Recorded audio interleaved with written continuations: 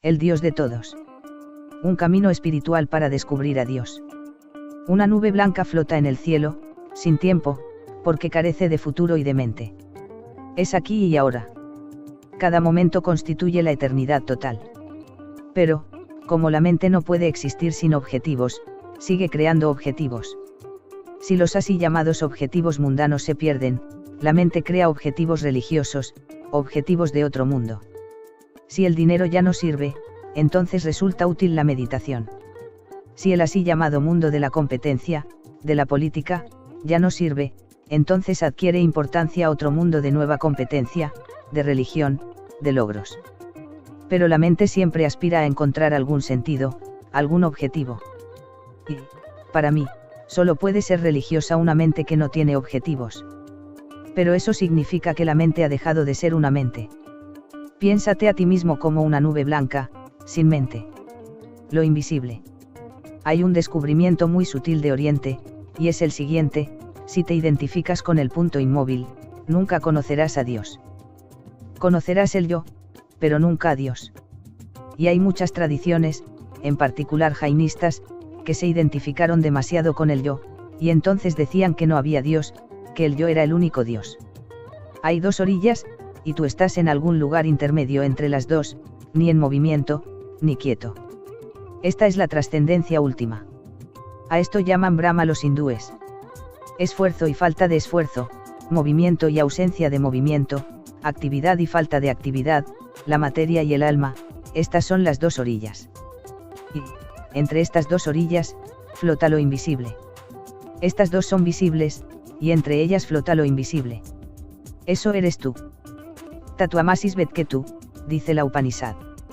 Eso que flota entre estas dos orillas, eso que no se puede ver, eso que realmente constituye un sutil equilibrio, nada más, entre estas dos orillas, eso eres tú. A esto se lo ha llamado el Brahma, el supremo yo. La meditación es tu naturaleza intrínseca, eres tú, es tu ser, no tiene nada que ver con tus acciones. No puedes tenerla y no puedes no tenerla. No puede ser poseída, pues no es una cosa. Eres tú mismo. Es tu ser. Descubrimiento. El crecimiento espiritual no es en realidad un crecimiento como el de la semilla. La semilla debe crecer para transformarse en árbol. Entre la semilla y el árbol, hay una brecha. Esta brecha debe ser recorrida, hay una distancia. Tú no creces como una semilla, tú ya eres el crecimiento. Es solo una revelación. No hay distancia entre tú como eres y tú como serás. No hay distancia. Lo ideal, lo perfecto, ya está allí. Entonces, no es verdaderamente una cuestión de crecimiento. Es una cuestión de correr el velo, es un descubrimiento. Algo está escondido, corres la pantalla y allí está. Es como si estuvieras sentado con los ojos cerrados, el sol está allí sobre el horizonte, pero tú estás a oscuras. De pronto, abres los ojos y es de día, hay luz. El crecimiento espiritual no es verdaderamente un crecimiento. La palabra es incorrecta. El crecimiento espiritual es una revelación. Algo que estaba escondido se descubre. Algo que ya estaba allí, y te das cuenta de que allí está. Algo que nunca habías perdido, sino simplemente olvidado, de pronto lo recuerdas. Por eso los místicos siempre usan el término reminiscencias. Dicen que lo divino no es un logro, sino solo una reminiscencia. Algo que habías olvidado, y recuerdas.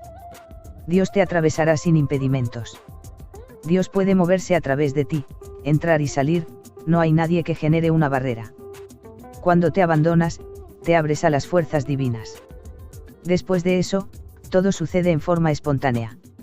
Lo divino. ¿Cuáles son las características del comportamiento de un Dios? ¿Cómo se comporta lo divino? Una cosa, no es dependiente, es absolutamente independiente, te brinda amor, pero esto no es una necesidad. Te lo da en abundancia, pues le sobra. Tú simplemente lo descargas al revivirlo, pero no es una necesidad. Y el Dios es un creador, cada vez que el sexo se torna una fuerza transformadora, llega a un nuevo mundo de creatividad. Entonces, se te abren nuevas dimensiones de la creatividad. No se trata de que empieces a pintar, a escribir poesía, o alguna otra cosa, no es eso. Tal vez suceda, tal vez no, pero cualquier cosa que hagas será un acto creativo, cualquier cosa que hagas se volverá artística.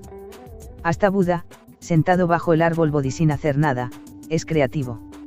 El modo en que se sienta, el mismo modo en que se sienta allí, genera una fuerza, una energía, vibraciones en todo su entorno. Se han hecho muchas investigaciones últimamente sobre las pirámides egipcias, y se han descubierto muchos datos misteriosos. Uno de estos datos es que la forma de la pirámide, su misma configuración, es misteriosa. De repente, los científicos se dieron cuenta de que, si colocas un cadáver en una pirámide, se mantiene sin sustancias químicas, la forma ayuda a preservarlo. Entonces, un científico de Alemania pensó, si la forma puede hacer tanto que el cuerpo se preserva automáticamente, solo la forma, solo la presión de la forma. Entonces, hizo la prueba con su hoja de afeitar. Hizo una pirámide pequeña, una pirámide de cartulina, y probó con su hoja de afeitar usada. En el lapso de unas horas, la hoja de afeitar quedó lista para volver a ser utilizada. La forma le había devuelto el filo a la hoja de afeitar. Entonces lo patentó. Puedes usar durante toda tu vida la misma hoja de afeitar, con solo ponerla dentro de la pirámide. No es necesario hacer nada, la pirámide sola le devuelve el filo, una y otra vez. Ahora, los científicos afirman que toda forma crea un ambiente particular. Un Buda está sentado debajo de un árbol Bodhi, el modo en que se sienta, el gesto, la postura, el mismo fenómeno de su presencia allí sin yo alguno, está creando a su alrededor millones de vibraciones, que se seguirán expandiendo. Aun cuando este Buda haya desaparecido de este árbol, esas vibraciones seguirán y seguirán, hasta llegar a otros planetas y a otras estrellas. Cuando te toca una vibración Buda, es creativa, te da placer, es una nueva brisa para ti. Oportunidad. Cuando Buda estaba por morir, muchos gemían y lloraban. Solo algunos estaban emotivamente sentados a su alrededor, solo unos pocos. Eran los culminantes, que se sentaban emocionados, se habían vuelto uno con el origen. Se habían vuelto uno con el Buda, habían desaparecido el maestro y el discípulo mucho tiempo atrás, y ya no habría muerte. Solo unos pocos, un Mahakasyapa, un Sariputta, estaban sentados en silencio, disfrutando.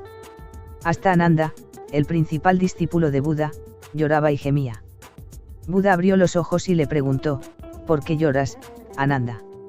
Ananda respondió. Estuve contigo durante muchos años, y me perdí la oportunidad, y ahora ya no estarás. ¿Qué me ocurrirá ahora? Estabas aquí y no pude lograrlo. Ahora, ya no estarás. ¿Qué me sucederá? Ahora, ¿por cuántas vidas tendré que andar a la deriva? Aunque el origen esté a tu disposición, puedes dejarlo pasar. Puedes perderte la oportunidad por no abandonarte. Abandónate, y yo me encargaré del resto. Sé meditativo. El verdadero problema no es consultar al maestro sino cómo ser más meditativo, porque la parte física del maestro no es la parte relevante. Si eres más meditativo, puedes consultar al maestro en todo momento. No es necesaria la presencia física, solo se hace necesaria cuando no eres meditativo. Cómo te identificas con tu cuerpo, en tu mente, el maestro está identificado con su cuerpo. Cómo crees que eres un cuerpo, también supones que el maestro es un cuerpo. El maestro no es un cuerpo, y cuando digo esto, que el maestro no es un cuerpo, quiero decir que no está limitado en el tiempo ni en el espacio. No se trata de estar en su presencia. Donde quiera que estés, si eres meditativo, estarás en su presencia. Incluso cuando el maestro está muerto, se lo puede consultar. A Buda aún se lo consulta hoy en día, y hay respuestas. No es que Buda esté sentado en algún lado respondiendo a tus preguntas, sino que, cuando estás en estado de profunda meditación, tú eres el Buda. Surge tu naturaleza Buda y es ella la que te responde, con lo cual ya Buda no está confinado en ninguna parte. Esto quiere decir que, para quien es ciego, no se encontrará por ninguna parte, pero, para alguien que ve, está en todas partes. Puedes estar en contacto con tu maestro en cualquier lugar en que te encuentres. El camino no consiste en ir hacia el maestro sino en dirigirse hacia adentro. Cuanto más profundo incursiones en ti mismo, más profundo accederás al maestro. Dios te busca. La gente viene a mí y me dice, estamos buscando a Dios, ¿cómo acceder a Él? No podrás buscar a Dios ni acceder a Él, porque no lo conoces. ¿Cómo sabrás que es Él? No lo conoces. ¿Cómo te moverás? ¿Cómo elegirás el camino? No lo conoces. ¿Cómo podrás decidir si esta es su casa, si es su morada? No, no puedes. No puedes buscar lo divino. Pero no es necesario hacerlo, pues lo divino siempre está cerca de ti, en tu interior. Cuando se lo permites, Él te busca y te encuentra. Dios te está buscando. Siempre te ha estado buscando. No es necesario que emprendas búsqueda alguna. Simplemente permanece atento, de manera que, cuando llegue, estés abierto.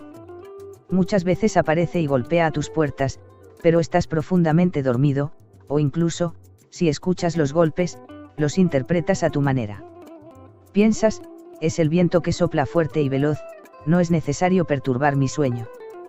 Tus interpretaciones son tus enemigos, y tú eres un gran intérprete.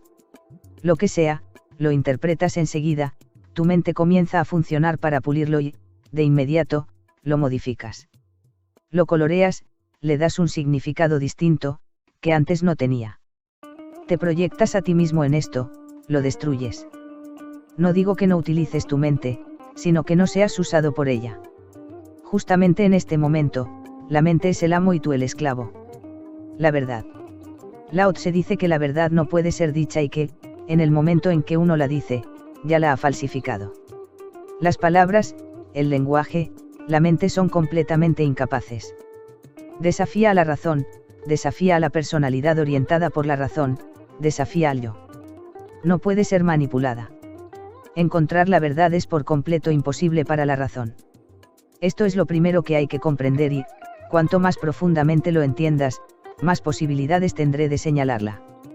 Lo que estoy diciendo no es la verdad, no podría serlo. A través de palabras, solo se puede crear una situación en la cual la verdad pueda ser posible. Pero de esto tampoco se puede estar seguro. Es impredecible. No se puede generar una causa para que se produzca, se produce cuando se produce.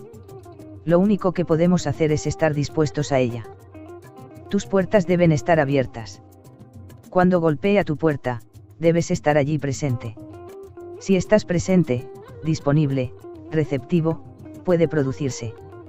Pero recuerda que, a través de las escrituras o de las palabras de los seres iluminados, no lograrás acceder a la verdad. Entonces, lo primero es que no puede ser dicha. Y cada maestro debe crear una situación indirecta, debe impulsarte hacia lo desconocido. Todo lo que dice te va llevando hacia aquello que no puede ser dicho. En India, los hindúes nunca rezaron en grupo. Con los maometanos entraron en la India los grupos de oración. Los maometanos rezan en grupos, los hindúes siempre rezaron solos, aun si iban al templo, iban solos. La relación de cada uno con Dios es una relación uno a uno. Dar y recibir. Dios está disponible, la verdad está disponible, la luz está disponible, pero tú eres tan miserable para recibir. No solo eres miserable para dar, también lo eres para recibir. Un miserable debe serlo en cualquier cosa que haga. No puedes dar, no puedes recibir. ¿Qué clase de vida llevas? Dar y recibir son las dos caras de una misma moneda. Si puedes dar, también puedes recibir. Por eso, tanta insistencia en el hecho de dar a la gente lo que puedas dar por amor. Tanta insistencia de parte de todas las religiones, dar. Da más y más. ¿Por qué? Para que puedas recibir más y más. Recuerda, es como la inhalación y la exhalación. Si exhalas con profundidad, automáticamente inhalarás con profundidad. Si quieres inhalar profundamente, tienes que exhalar profundamente, no hay otra manera. Y la vida es un equilibrio entre la exhalación y la inhalación. Si tienes miedo de la exhalación, tu respiración se tornará superficial, tu inhalación no podrá ser muy profunda, será imposible. La exhalación es dar lo que puedas dar. Y, cuanto más das, más capacidad tienes de recibir. Y el momento en que puedes dar por completo, en forma total y absoluta, es el momento de la aceptación. Es la luz de la conciencia la que torna preciosas, extraordinarias, las cosas. Entonces, las cosas pequeñas dejan de ser pequeñas. Cuando un hombre consciente, sensible y afectuoso toca un guijarro de la orilla, este se transforma en un diamante. Y, Si tocas un diamante en tu estado de inconsciencia, no es más que un guijarro ordinario, ni siquiera eso. La profundidad y el sentido de tu vida serán proporcionales a tu nivel de conciencia. Alcanzar el objetivo. El objetivo se da. La perfección llega al hombre, no es necesario que el hombre la alcance. El objetivo se acerca a uno. Nadie jamás ha llegado al objetivo. Siempre ha sido de otra manera, el objetivo te alcanza cuando estás vacío. Y estar vacío es lo contrario, justamente lo contrario, de todo esfuerzo hacia la perfección, pues la perfección implica que te gustaría ser como Dios mismo. La perfección implica que querrías ser eterno, infinito, desplegado por todas partes. El vacío es exactamente lo contrario, debes destruirte por completo. Ni siquiera tiene que quedar un rastro. Una vez que tu hogar está vacío, llega el invitado. Cuando ya no estás, se ha logrado el objetivo.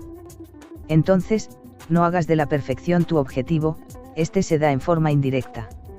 Quédate vacío y habrás generado la situación para que se produzca. Como la naturaleza repudia el vacío, nada puede quedar vacío. Si te vacías por completo, te llenarás de lo desconocido. De repente, desde todos lados, lo divino correrá hacia ti. Habrás creado la situación, hay que hacerla. Cuanto tú no estás, está Dios. Entonces, recuerda, no puede haber encuentro entre tú y Dios. Nunca lo ha habido y nunca lo habrá. Cuando tú no estás, está Dios. Cuando tú estás, Dios no está. No pueden estar los dos al mismo tiempo. Sé un instrumento.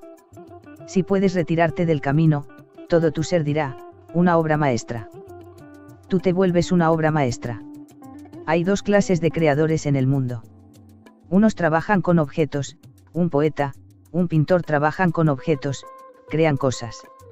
Otros, los místicos, se crean a sí mismos, no trabajan con objetos, sino con el sujeto, trabajan consigo mismos, con su propio ser.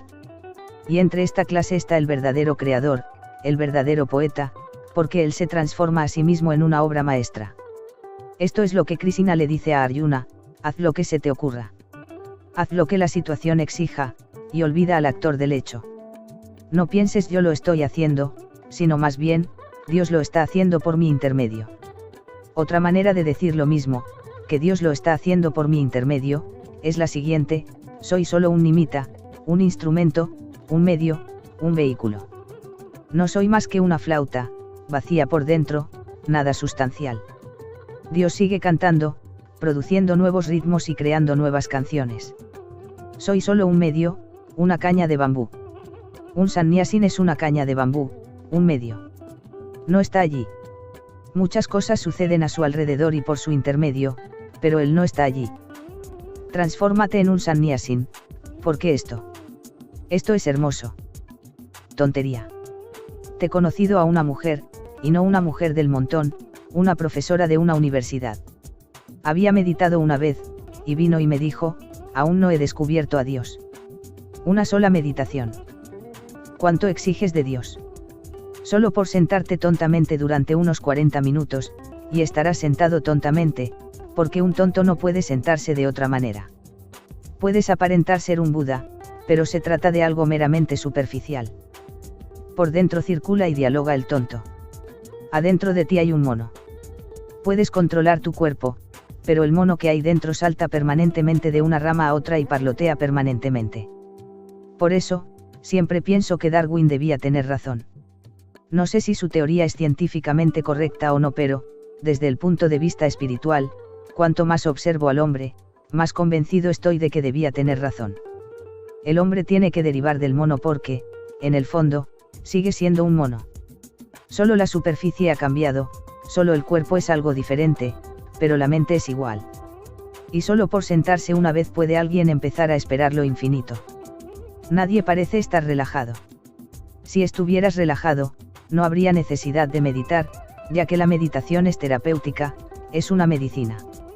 Eres saludable, no la necesitas. Y jamás he encontrado un solo ser humano que no necesite meditación.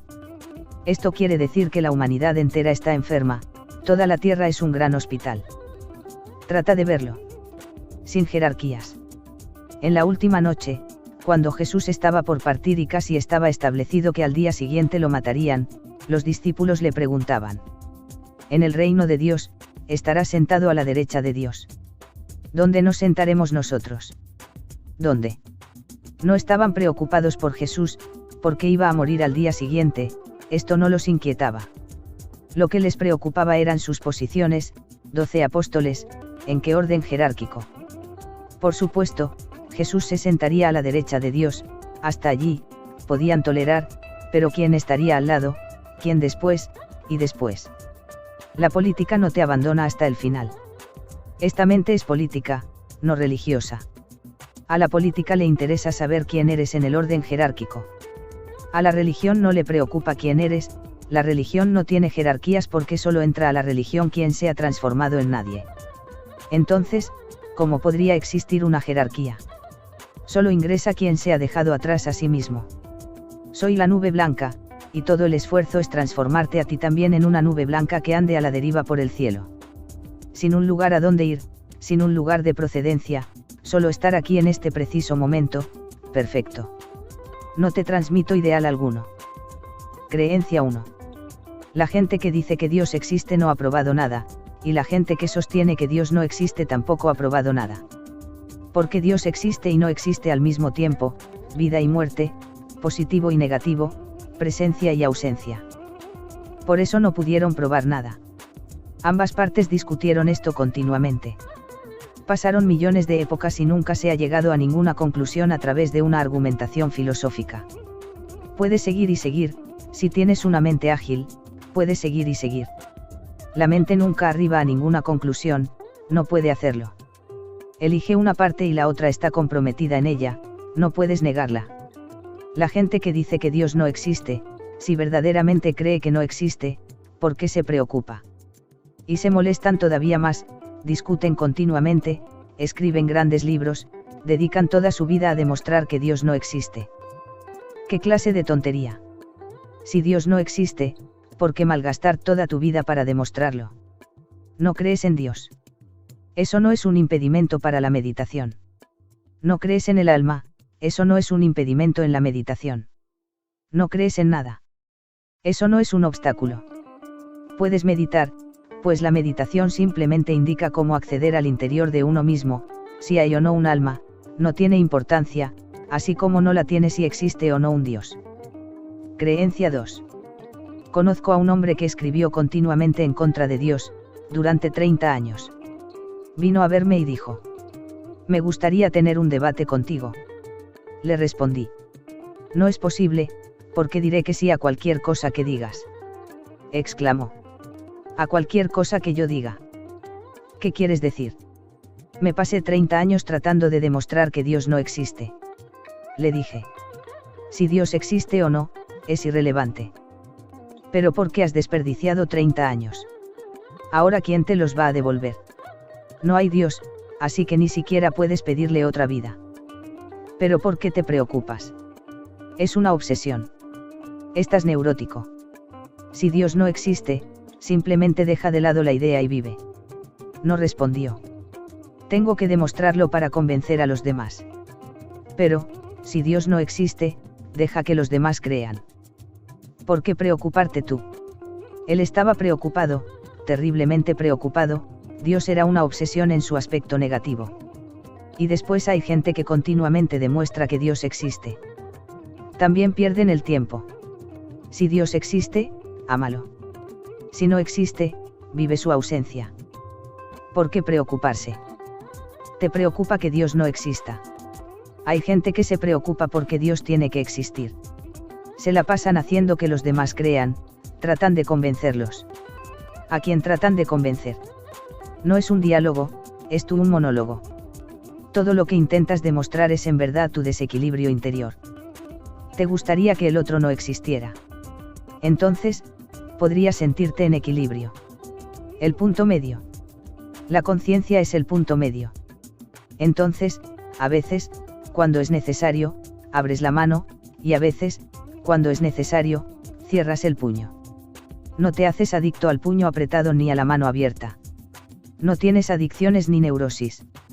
No eres cristiano, ni hindú, ni jainita, ni budista, pues estas son adicciones, son todas actitudes neuróticas. Tú simplemente eres consciente. Y, cuando eres consciente, a veces actúas como un cristiano, perfectamente cristiano, a veces, como un perfecto budista, y, a veces, te comportarás como un perfecto maometano. Nadie sabe. A veces, el Corán, a veces, el Gita, y, a veces, la Biblia. Pero nunca lo decides de antemano, nunca estás preparado, todo el que está preparado se equivoca. En la vida no hay ensayos. No puedes ensayar una situación, no puedes estar preparado para ella. Te mueves sin estar preparado. Y, cuando descubres este hecho, que moverse sin estar preparado es crear una situación en la que estemos más conscientes, entonces es la situación, y no tú en realidad, la que decide.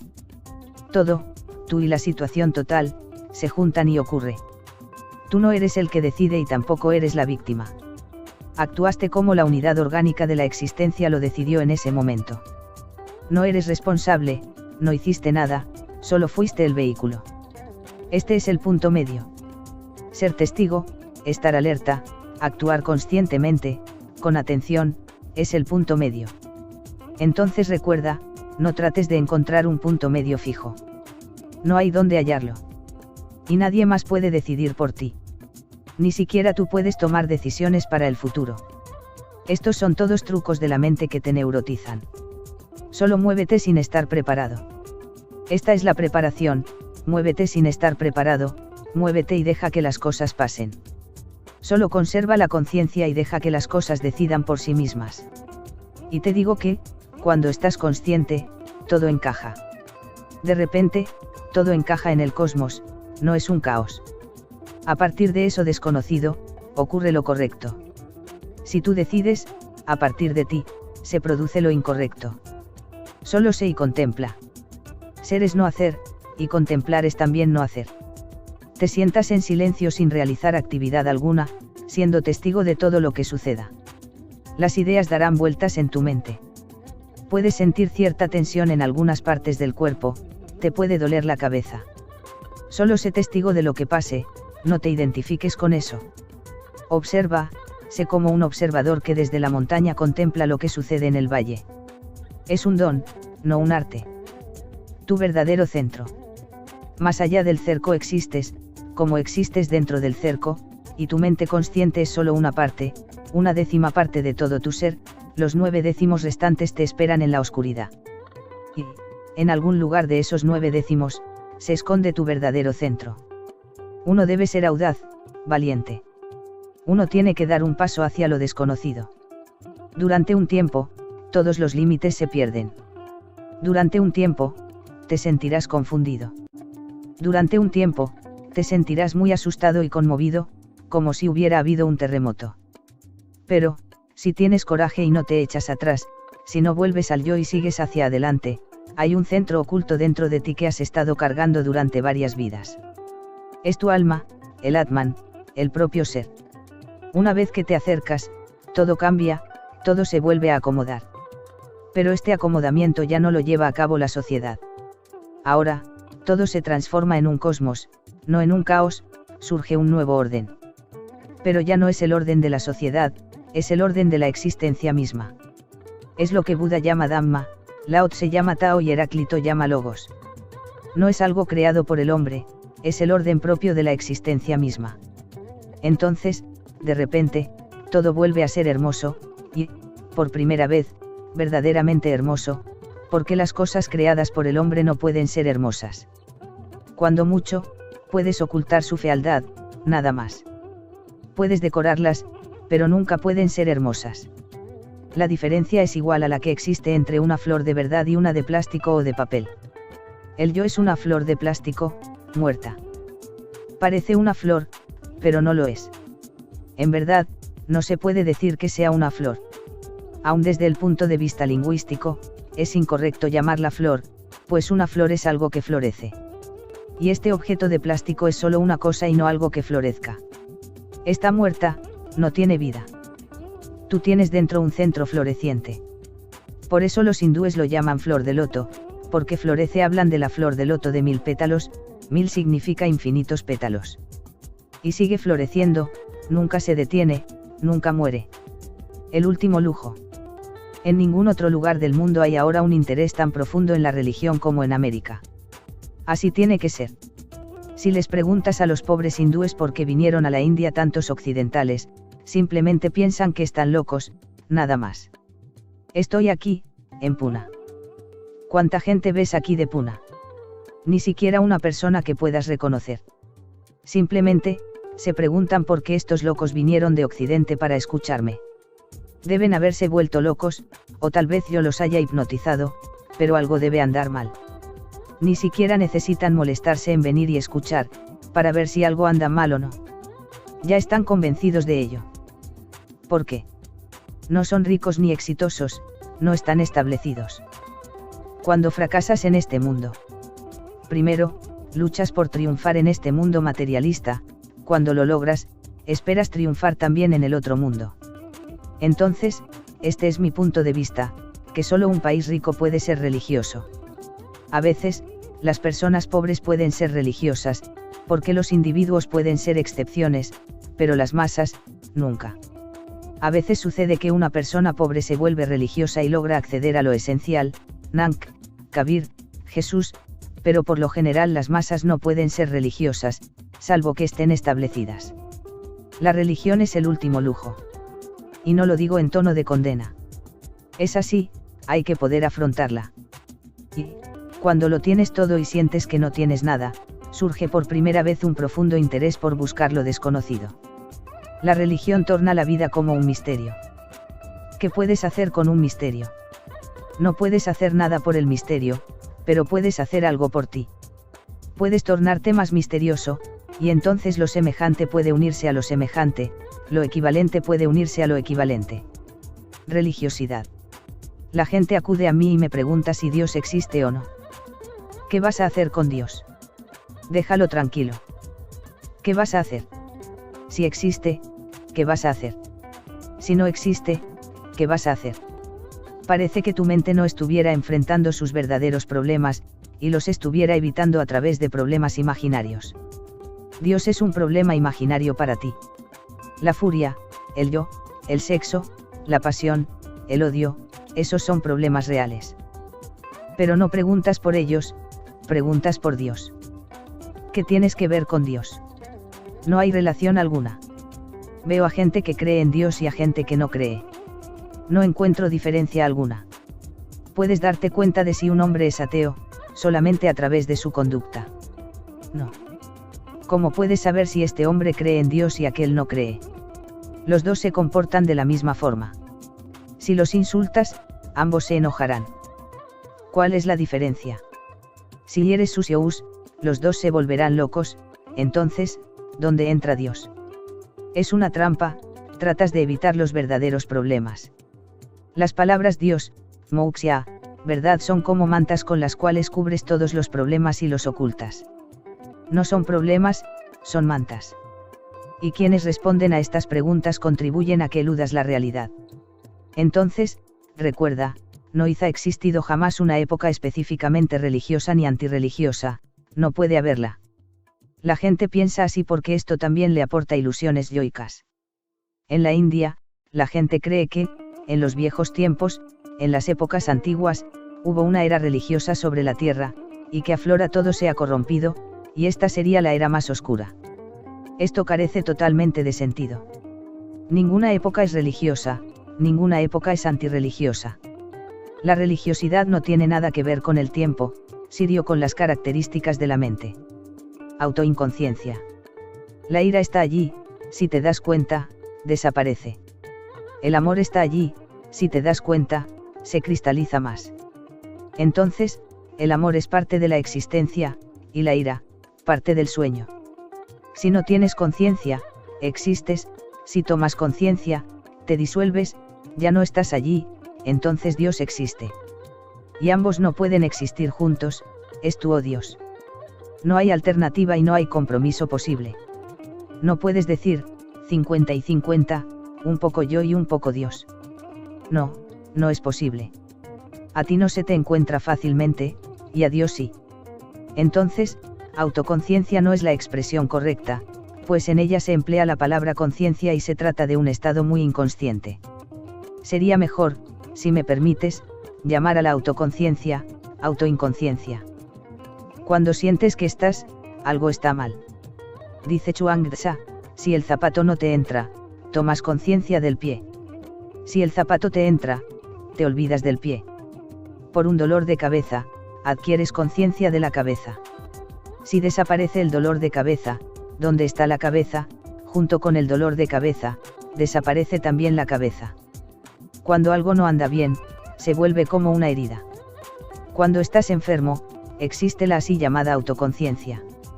Cuando todo anda bien, hay armonía y no hay discordia, el zapato no te aprieta, todo está perfectamente bien, no se produce la autoconciencia. Entonces, existes. De hecho, existes por primera vez, pero no hay autoconciencia. Por ejemplo, cada vez que estás enfermo, tomas conciencia del cuerpo. Estás débil, tienes fiebre, algo anda mal en el cuerpo, adquieres conciencia del cuerpo. Duele, tienes conciencia corporal. Cuando el cuerpo está absolutamente bien, saludable, en estado de bienestar, no tienes conciencia de él. No es que no sepas que estás sano, pero no es necesaria autoconciencia alguna. Simplemente, estás sano. Te rodea un estado de bienestar. Pero en este estado no hay división entre el estado y quien lo conoce. Eres uno con él. No es que sientas el bienestar, eres el bienestar, entonces, ¿quién sería consciente de él? No hay división, ¿quién tomaría conocimiento de él? Solo en la enfermedad ingresa la división. Eres uno absolutamente con el cuerpo cuando éste está sano. Cuando el cuerpo está enfermo, se abre una fisura, te rompes en pedazos y ya no eres uno con el cuerpo. El cuerpo existe por un lado, y tú, por otro. En la meditación, eres uno con tu conciencia, entonces, esta no funciona y existe corno una mente. Eres uno con ella, no hay división.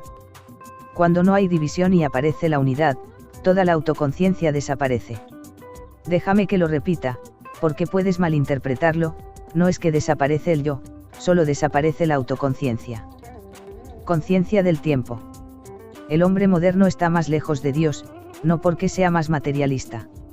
No, el hombre siempre fue materialista, tiene que serlo, pues el hombre es, en un 90%, corporal. El hombre siempre fue materialista, esto no es nada nuevo. Se deberá a una excesiva educación y práctica científica. No. La ciencia no se opone a Dios. Tal vez no esté hecha para Dios, pero no está para nada en contra de él. Simplemente, afirma que Dios no es un tema de su incumbencia. Es así, existen en planos diferentes.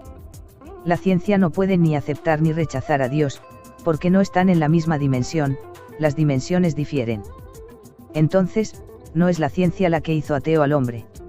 Entonces, ¿qué es lo que está volviendo atea a la gente, alejándola cada vez más de Dios? No, ni siquiera el comunismo. El comunismo puede haber creado nuevos dioses, pero no destruyó al anterior, no puede hacerlo. El comunismo mismo es una religión. Entonces, ¿qué? Para mí, es la conciencia del tiempo, que es un factor nuevo en el mundo y en la conciencia del hombre, lo que está generando el problema.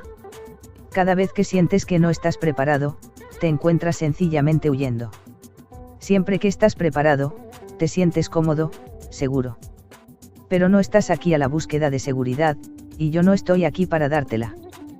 Conciencia de tu ser. El amor, la meditación, el sueño, nada es total. En tu actividad, tampoco eres total porque, si lo fueras, también llegaría un momento en que te perderías. Perderte se ha vuelto un problema, no puedes perderte, no puedes relajarte, tienes que hacer algo. Entras al jardín y cavas un pozo, pero no eres total. Si fueras total mientras cavas el pozo, te olvidarías por completo de ti mismo, la autoconciencia desaparecería. Eres autoconsciente, pero no tienes conciencia de tu propio ser. Eres consciente, pero hay un yo. Eres consciente de lo total, los árboles, los rayos de sol, las brisas que soplan, los pájaros que cantan, tu actividad, el cavado del pozo, la tierra que seil. Tienes conciencia de todo, salvo de tu ser.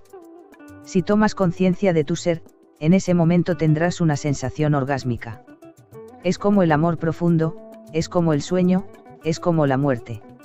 Saldrás totalmente diferente y renovado. Si no apuntas a dejarte ir, la vida no se te puede dar. Se produce a través de ese medio cuando no estás. Cuando no estás parado en el camino, la vida se te da, y te sientes satisfecho. Cuando estás satisfecho, no hay miedo a la muerte. Cuando no le tienes miedo a la muerte, cada vez eres más capaz de dejarte ir. Estar alerta. Mira cómo haces las cosas y siempre descubrirás al yo. La gente que hace plegarias siempre mira a su alrededor. Ve a una mezquita y mira, ve a un templo y mira. Si hay mucha gente, dice sus plegarias con fervor. Si no hay nadie que los mire, lo hacen deprisa, como si la plegaria no estuviera dirigida a Dios sino a los visitantes, a los observadores. Esto sucede continuamente en cualquier cosa que haces. No disfrutas del acto, sino de las opiniones de los demás. ¿Y esto qué valor tiene? ¿Qué importancia tiene? ¿Para qué estás aquí? Para que otros te consideren un hombre muy bueno, un hombre religioso, un meditador, un buscador de la verdad. La verdad parece ser tan importante como que los otros digan que eres un gran buscador de la verdad. Obsérvate, mantente atento a lo que estás haciendo. No seas tonto y no te engañes. Es fácil hacerlo, pero lo divino solo se puede producir cuando desaparece esa tontería. De nada ayudará, salvo que quieras seguir acumulando hojarasca alrededor del yo. Observa todo lo que haces y mantente alerta. No sigas moviéndote como un sonámbulo y no pretendas buscar el reconocimiento de los demás. Solo mantente alerta, observa y espera, y lo divino se producirá. Porque, a través de la observación, desaparecerás. Al olvidarte de los demás, te olvidarás del propio yo. Incluso con Dios, la gente tiene la misma relación, rezan en voz alta solo para obtener cierto reconocimiento de lo divino. Como de esa fuente no puede provenir reconocimiento alguno, crearon nuevas agencias intermediarias, los sacerdotes. Ellos te pueden brindar reconocimiento. Dios nunca te reconoce, Dios únicamente te reconoce cuando no estás, y este es el problema. Por eso existen los sacerdotes, te pueden reconocer, te pueden decir, sí, estás creciendo. Si en verdad estás creciendo, no hay necesidad de preguntárselo a nadie, el crecimiento hablará por sí mismo, y, aunque el mundo entero lo niegue, el crecimiento hablará por sí mismo. Lo sentirás, estarás satisfecho con eso y no seguirás preguntando. Dios no te reconoce, por eso, en este siglo, se ha dicho que Dios está muerto. Si no nos reconoce, ¿cómo podría estar vivo? Debería reconocernos y únicamente entonces. Querríamos conservar nuestro yo hasta el mismísimo final, porque Él no está allí para dar seguridad. Pero, salvo que te transformes en Thénardier Cornoel, no hay posibilidad de encontrarse con Él. Obra maestra. Llevas oculta en tu interior una obra maestra, pero estás parado en el camino. Simplemente, hazte a un lado, y la obra maestra quedará al descubierto. Todo el mundo es una obra maestra, porque Dios nunca crea nada menor. Todo el mundo esconde una obra maestra durante muchas vidas, sin saber quién es y tratando de convertirse en alguien, en la superficie. Abandona la idea de convertirte en alguien, porque ya eres una obra maestra, y esta no se puede mejorar. Solo debes acceder a ella, conocerla, descubrirla. Dios mismo la ha creado, no se la puede mejorar. Aquí no te estoy enseñando a mejorar tu vida. No, no yo. Te estoy enseñando únicamente a conocer la vida que ya está allí, que siempre estuvo allí, así es la cosa. Solo hazte a un lado, para que el yo no llene tus ojos, para que tu ser no esté nublado y para que el cielo se abra. De repente, no solo tú, sino la existencia toda, dice, una obra maestra. Este es el primer principio. Prueba esto, sentado debajo de un árbol, olvídate de ti mismo. Deja que solo el árbol permanezca allí. Esto le sucedió a Buda debajo del árbol Bodhi. Él no estaba, y en ese momento ocurrió todo. Solo el árbol Bodhi estaba allí. Puedes no ser consciente de que, después de Buda, en 500 años, no se creó su estatua ni se pintó un cuadro de él. Durante 500 años, continuamente, cada vez que se creaba un templo budista, solo se ponía la imagen del árbol Bodhi. Eso era hermoso porque, en ese momento, Cuando Siddhartha Gautama se transformó en Buda, él no estaba allí, solo el árbol estaba allí. Él había desaparecido un momento, y solo estaba allí el árbol. Encuentra momentos en los que no estés, y esos serán los momentos en los cuales, por primera vez, verdaderamente existirás. Proyecciones.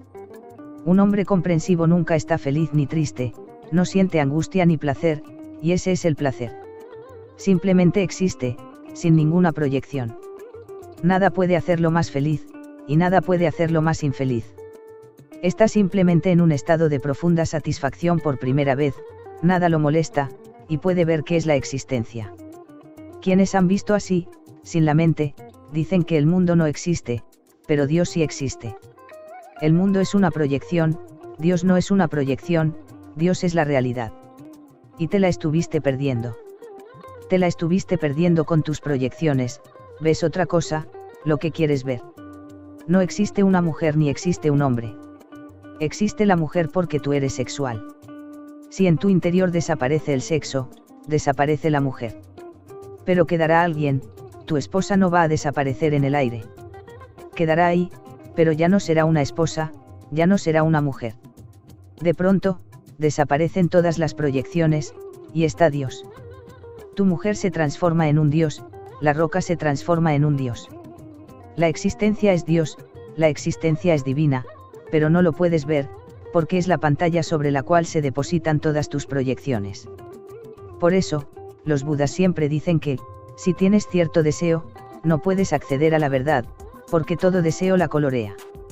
Si quieres conseguir algo, no podrás conocer la realidad.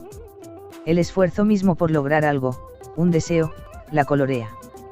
Cuando no tienes deseos, cuando no eres para nada ambicioso, cuando no estás aspirando a conseguir nada, cuando eres simplemente un ser, absolutamente quieto e inmóvil, la realidad aparece ante ti de repente. Entonces, el mecanismo es el siguiente, tú y la realidad, y entre los dos la mente. Este es el mecanismo de lo irreal, de lo ilusorio, Maya. Tú y la realidad, sin más mente en el medio, de repente, se descubre todo lo que existe, todos los misterios se abren. Pero, cuando cae la mente, cae el puente, tú y la realidad forman una unidad, porque no hay línea divisoria. En este momento, tú estás allí, tu mente está allí y el mundo está allí, la Trinidad de la cual han hablado todas las religiones, el Padre, el Hijo, el Espíritu Santo. Los hindúes lo llaman Trimurti. Debes haber visto las tres imágenes de Brahma, Vishnu, Maheshi, tres rostros juntos. Estos tres rostros desaparecen, pues los tres son ilusorios.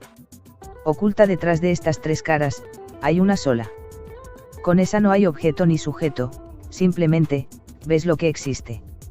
Aquello que existe, se descubre. Pero, para llegar a este nivel de comprensión, tienes que entender tus ilusiones, y conociste muchas. Pero nunca aprendiste nada. Haz algo nuevo cada día. No prestes atención a la antigua rutina. De hecho, si la mente afirma algo, respóndele, esto es lo que hemos hecho siempre, ahora, hagamos algo diferente. Aunque sean pequeños cambios, en el modo en que siempre te has comportado con tu esposa, solo pequeños cambios, en la forma en que siempre caminas, solo pequeños cambios, en el modo en que siempre hablas, pequeños cambios, y verás que la mente va perdiendo su poder de dominarte, a la par que tú te vas liberando. No lo puedes perder. La meta no es algo que termina en algún punto, la meta es el recorrido. La meta es cada momento. Aquí tú eres un Siddha para mí, un ser iluminado. Aquí has tenido éxito. Aquí eres lo más perfecto que puedes, igual que un Buda, un Mahavira o un Krishna. No hay nada más que conseguir. En este mismo momento, todo está allí, solo que no estás atento. Y no estás atento porque tu mente está en el futuro. No estás aquí. No eres consciente de lo que te está sucediendo en este preciso momento. Y esto es lo que ha ocurrido siempre. Esto ha venido ocurriendo para muchos millones de vidas. En todo momento has sido un Buda. No ha dejado de ocurrir ni por un solo momento. Esto no puede dejar de ocurrir, así es la naturaleza misma, así son las cosas. No te lo puedes perder. Pero no eres consciente, y no puedes serlo, a causa de tener una meta en algún lado, algo que conseguir. A causa de la creación de esa barrera y de la pérdida de lo que eres. Una vez que descubres esto, una vez que te das cuenta, una vez que tomas conciencia de ello, se te revela el misterio más grande de la existencia, que todos somos perfectos. Eso es lo que querremos decir cuando afirmamos que cada uno es Brahma, cada uno es el alma final, divina. A eso aludimos cuando decimos Tatvanasi, tú eres eso. No es que debas transformarte en eso, pues, si debieras transformarte en eso, no lo serías. Y, si no lo fueras ya, ¿cómo podrías transformarte en eso? La semilla se transforma en árbol porque el árbol ya está en la semilla. Una piedra no podría transformarse en árbol. La semilla se transforma en árbol porque el árbol ya está en la semilla.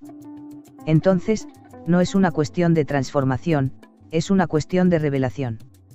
La semilla se nos revela en este momento corno sernilla, y luego, corno árbol. Por lo tanto, es una cuestión de revelación. Y, si eres capaz de entenderlo profundamente, la sernilla es el árbol en este preciso momento. Aquí y ahora. Alguien le preguntó a Buda: ¿quién eres? Y Buda dijo: no pertenezco a clase alguna. Simplemente existo. Existo, pero no pertenezco a clase alguna. En este preciso momento, puedes vislumbrarlo. Si no estás pensando, ¿quién eres? ¿Dónde está el tiempo? Hay un pasado. Y un futuro. Entonces, este momento se transforma en la eternidad. Todo el proceso del tiempo no es más que una hora prolongado. Todo el espacio no es más que un aquí extendido. Entonces, cuando me preguntas por qué estoy aquí, o por qué tú estás aquí, es porque es la única manera de existir. No podría estar en ninguna otra parte, así como tú no podrías estar en ningún otro lugar.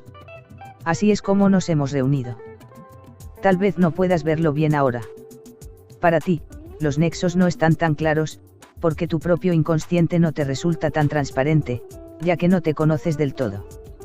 Te resulta conocida una 10ª parte de tu ser, las restantes 9 partes permanecen en la oscuridad. La contemplación es la clave de la meditación. Contempla tu mente. No hagas nada, ni repetir un mantra, ni repetir el nombre de Dios. Solo observa lo que la mente hace. No la perturbes, no la obstaculices, no la reprimas, no emprendas nada por tu parte. Limítate a ser un observador. Y el milagro de la contemplación es la meditación. A medida que observes, lentamente, la mente se vaciará de pensamientos. Pero no te estás quedando dormido, estás cada vez más alerta, más consciente. Alégrate. Desde este mismo momento, inténtalo, intenta ser feliz y estar lleno de dicha. Te formularé una de las leyes más profundas de la vida. Tal vez no hayas pensado nunca en ello. Sabes, todo el aparato científico depende de esto, que todo se basa en la relación de causa-efecto. Generas la causa y a esta la sigue el efecto. La vida es un nexo causal. Plantas la semilla en el suelo y brota. Si la causa está allí, la sigue el efecto. El fuego está allí, pones la mano en él y te quemas. La causa está allí, y la sigue el efecto. Tomas veneno y mueres. Tú dispones la causa y luego viene el efecto. Esta es una de las leyes científicas más elementales, que la relación causa-efecto constituye el nexo más íntimo de todos los procesos de la vida. La religión conoce una segunda ley que es aún más profunda que esta. Pero esta segunda ley, más profunda que la primera, te parecerá absurda si no la conoces y no la experimentas. La religión dice, produce el efecto, y viene la causa. Esto es absolutamente absurdo en términos científicos. La ciencia dice, si la causa está allí, viene el efecto. La religión dice que lo contrario también es cierto, generas el efecto y mira, a este lo sigue la causa. Hay una situación en la que te sientes feliz. Ha llegado un amigo, ha llamado un ser querido. Una situación es la causa, te sientes feliz. La felicidad es el efecto, siendo la causa la llegada del ser querido. La religión dice, alégrate y el ser querido vendrá. Genera el efecto y se producirá la causa. Y, según mi experiencia personal, la segunda ley es más fundamental que la primera. Lo estuve haciendo y sucedió así. Solo alégrate, y el ser querido aparecerá. Solo alégrate, y tus amigos estarán allí. Solo alégrate, y todo sucederá. Observa. Hay un relato zen, muy absurdo, como son todos los relatos de la filosofía zen. Pero deben ser absurdos porque la vida misma lo es, retratan la vida tal como es. Un maestro zen solía preguntarles a sus discípulos: hace un tiempo puse un ganso en una botella. Ahora, el ganso creció y el cuello de la botella es demasiado angosto para que el ganso salga por allí. La botella es muy linda y no quiero romperla, así que ahora se produce un dilema. Si no se le permite salir al ganso, este morirá. Puedo romper la botella y dejarlo salir, pero no quiero romperla, es muy linda. Tampoco quiero matar al ganso. ¿Qué harías? Este es el problema. El ganso está en la cabeza y el cuello es demasiado angosto. Puedes romper la cabeza, pero es linda. O puedes dejar morir al ganso, pero tampoco esto se puede permitir, porque tú eres el ganso. El viejo maestro zen siguió preguntándoles a sus discípulos, agotándolos y diciéndoles que encontraran una forma. Pues no había tiempo. Y solo una vez permitió una respuesta. Dijo un discípulo: el ganso está fuera. Intentaron dar muchas respuestas, pero el maestro siempre golpeaba a la persona y decía que no. Alguien sugería hacer algo con la botella y nuevamente el maestro decía: se romperá la botella, o algo saldrá mal. Eso no se puede permitir. O alguien decía: deja morir al ganso si la botella es tan linda. Estas eran las dos únicas formas, no había otra manera. Y el maestro no daba ninguna pista más. Pero, ante este discípulo, el maestro hizo una reverencia, tocó sus pies y dijo: tienes razón, el ganso está fuera. Nunca estuvo dentro. Tú estás fuera. Nunca has estado dentro. La sensación de estar dentro es solo una concepción falsa. Así que no existe el problema real de cómo sacarte de la cabeza. Simplemente observa. Cuando lo haces, ¿qué sucede? Solo cierra los ojos y observa los pensamientos. ¿Qué sucede? Los pensamientos están allí dentro, pero tú no. El observador siempre está más allá, el observador siempre está de pie sobre la colina. Todo se mueve a su alrededor y el observador se encuentra más allá. El observador nunca puede estar en el interior, nunca puede estar del lado de adentro, siempre está fuera. Observar implica estar fuera. Puedes llamarlo ser testigo, tomar conciencia, autoconocimiento, o como quieras llamarlo, pero el secreto es observa. Siempre que sientas que la cabeza está demasiado presente, solo siéntate debajo de un árbol y observa, no trates de salir. ¿Quién va a salir? Si nunca hubo nadie dentro. Todo el esfuerzo resulta vano pues, si nunca has estado dentro, ¿cómo podrías salir? Puedes seguir tratando y tratando e involucrándote en ello, así puedes volverte loco, pero nunca saldrás. No hay necesidad de salir porque nunca estuviste dentro. El ganso está fuera, ya está fuera. Observa, y, cuando lo haces, tienes que recordar no juzgar mientras observas. Si emites un juicio, se pierde la observación. Mientras mires, no evalúes. Si evalúas, se pierde la observación. Mientras observes, no hagas comentarios. Si haces comentarios, se te escapará lo importante.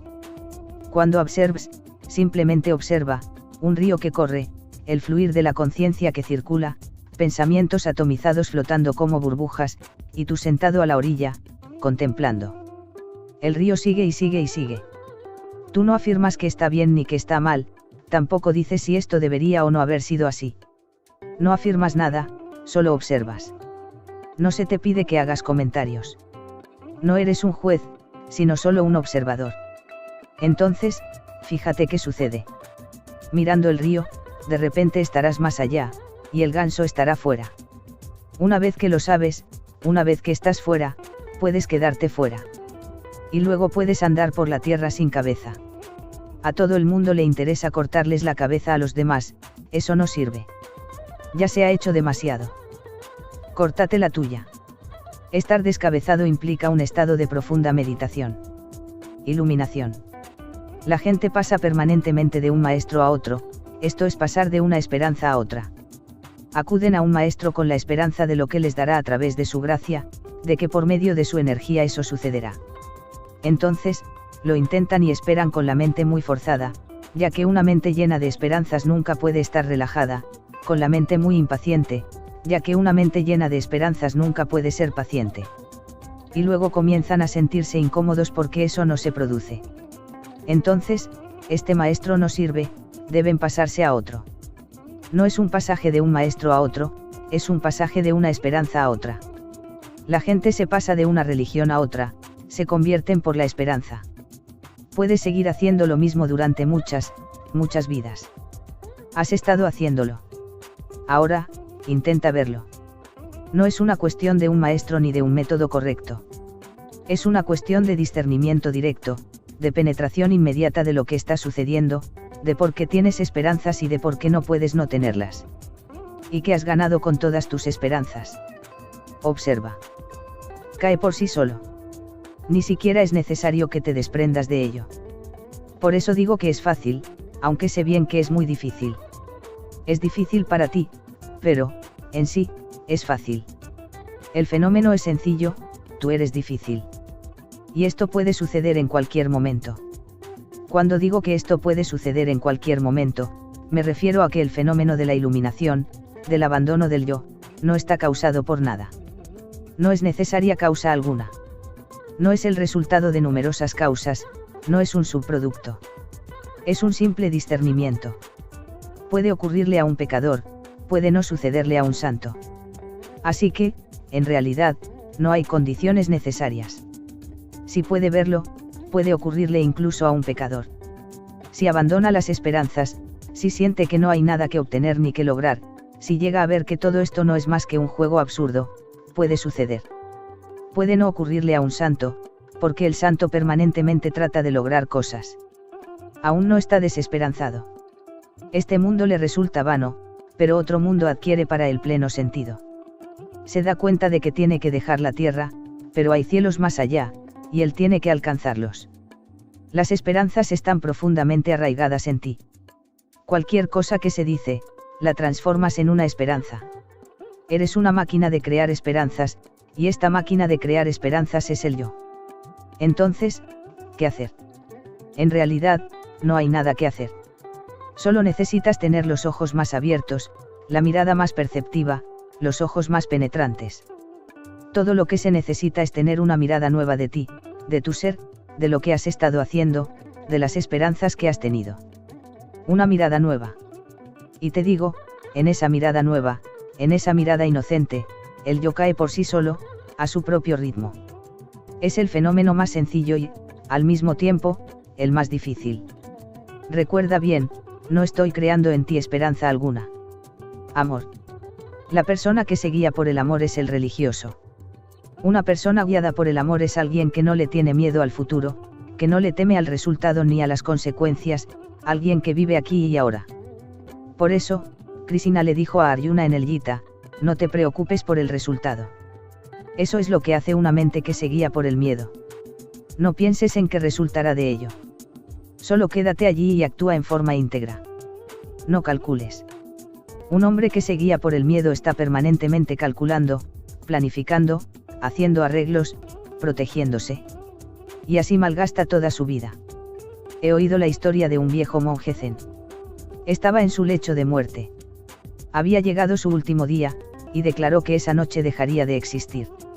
Entonces, los seguidores, los discípulos, los amigos comenzaron a llegar. Se reunía gente de lugares lejanos y remotos. Uno de sus viejos discípulos, al oír que el maestro iba a morir, corrió al mercado. Alguien preguntó: el maestro está muriendo en su cabaña, ¿por qué corres hacia el mercado? El viejo discípulo dijo: sé que a mi maestro le encanta cierto tipo de tortas, así que se la voy a comprar. Fue difícil encontrar esa torta, porque ya no estaba de moda, pero a la noche, de alguna manera, la había conseguido. Llegó corriendo con la torta. Y todos estaban preocupados, el maestro parecía estar esperando a alguien. Abría los ojos, miraba y volvía a cerrarlos. Y, cuando llegó el discípulo, dijo: bien, has llegado. ¿Dónde está la torta? El discípulo sacó la torta, y se puso muy contento cuando el maestro preguntó por ella. Agonizando, el maestro tomó la torta en la mano, pero su mano no temblaba. Estaba muy viejo, pero la mano no le temblaba. Entonces, alguien preguntó: Estás muy viejo y estás a punto de morir. Estás por exhalar tu último aliento, pero no te tiembla la mano. El maestro respondió: yo nunca tiemblo, porque no tengo miedo. Mi cuerpo se volvió viejo, pero yo aún soy joven, y seguiré siéndolo aun cuando el cuerpo ya no esté. Entonces, dio un mordisco y comenzó a masticar la torta. Y entonces alguien inquirió: ¿cuál es tu mensaje, maestro? ¿Nos dejarás pronto? ¿Qué quieres que recordemos? El maestro sonrió y dijo: esta torta es deliciosa. Este es un hombre que vive en el aquí y ahora. El momento siguiente carece de significación. En este momento, la torta está deliciosa. Si puedes estar en este momento, en este presente, con plenitud, solo entonces podrás amar. El amor es un florecimiento extraño. Solo sucede de vez en cuando. Millones y millones de personas viven con la falsa actitud de ser amantes. Creen que aman, pero se trata solo de su creencia. El amor es un florecimiento raro. A veces, sucede, es raro porque solo puede producirse cuando no hay temor, nunca antes.